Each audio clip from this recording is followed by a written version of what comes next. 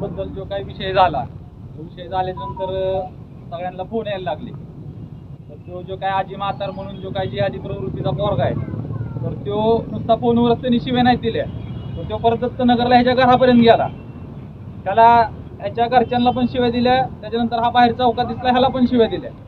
म्हणजे मला एक गोष्ट सांगा, तो पोरगाची आम्ही थोडी माहिती घेतली, तो खायला महाग आहे, त्याचं घर अतिक्रमणित आहे, काय त्याचं एवढी बेकार परिस्थिती असताना सुद्धा त्याला एवढी धमक येते कुठनं?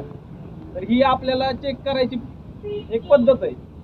किंवा खडा मारून बघितलं तर काय होतंय, दगड मारून बघितलं तर काय होतंय, कळलं का? त्यातला काल आपल्याला लागला, आपल्याला त्या जिहाद्याने एक खडा मारून बघितला, किंवा ही कशी रिॲक्ट करते त्या गोष्टीवरती. पण नशिबानं जी काही ज्यांच्यापर्यंत मेसेज पोहोचले ते बऱ्यापैकी सगळे पोलीस स्टेशनला आले. 3 वाजेपर्यंत आपण त्या ठिकाणी तक्रार नोंदवण्यासाठी बसलो. आपलं म्हणणं होतं की धार्मिक भावना दुखावल्यात म्हणून तक्रार घ्यावी, पण पोलीस प्रशासनाचं त्याच्यामध्ये म्हणणं येत होतं की असं काय अँगल त्यात दिसत नाहीये, त्यांनी काय कुठलं नाव घेतलेलं नाहीये, पण रेकॉर्डिंगमध्ये स्पष्ट दिसतंय की तो सांगतोय की ती पोस्ट डिलीट कर. ज्यावेळेस अनिकेत विचारतो की कुठली पोस्ट म्हणून, तर त्यांनी पोस्ट ती त्याच्या इंस्टाग्राम अकाउंटला सेंड केली. म्हणजे स्पष्ट दिसतंय की संभाजी महाराजांची जी काही पोस्ट होती तो त्या ठिकाणी म्हणतो की ती डिलीट करा म्हणून.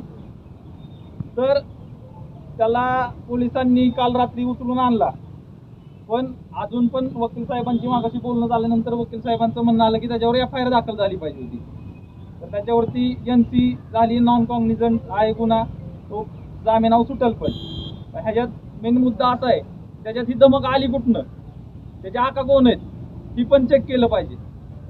त्याचबरोबर आपण हिंदू म्हणून पण जागृत राहायला पाहिजे. आपण कुठल्या संघटनेत पक्षात कुठेही असू द्यात, आता तो विषय राहिलेला नाही. म्हणजे आता आपण बघितलं तर पहिलं आपल्याला ऐकायचं पाकिस्तानमध्ये हे झालं, बांगलादेशमध्ये हे झालं, काश्मीरमध्ये झालं, आता नाशिकमध्ये कळलं, नाशिकमध्ये पण जिहाद आलाय. आता हे फलटणला पण आहे. त्यांची जी पिलावळ आहे ना, म्हणजे त्या जिहादी प्रवृत्तीतली जी पिलावळ आहे, जी ज्यांना हे पोस्ट सहन होत नाहीत.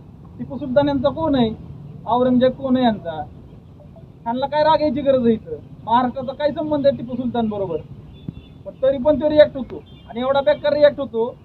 त्याच्या मागं कोण कोण आहेत ही पण चेक केलं पाहिजे. पोलिसांनी त्याचे CDR काढले पाहिजेत, त्याचे मोबाईल चेक केला पाहिजे, त्याच्यात कुठले व्हिडिओ आहेत का बघितलं पाहिजेत. नाहीतर ब्लॅकमेलिंगचा तर यांचा धंदाच आहे जिहाद्यांचा. या सगळ्या गोष्टी पण बघितल्या पाहिजेत. त्याचबरोबर आपण हिंदू म्हणून पण जागरूक पाहिजे. आज इथं संख्या बघून जरा बरं वाटतंय की लोक आता जागरूक झालेत, नाहीतर पहिलं आपण थोडंसं काहीतरी राजकारण आहे का काहीतरी गोष्टीत काहीतरी अडकून पडलेलो असायचो. पण प्रत्येकावरती वेळ येणार आहे, त्यामुळं जी काल वेळ अनिकेतवरती आली ती आपल्यावरती उद्या यायला नको.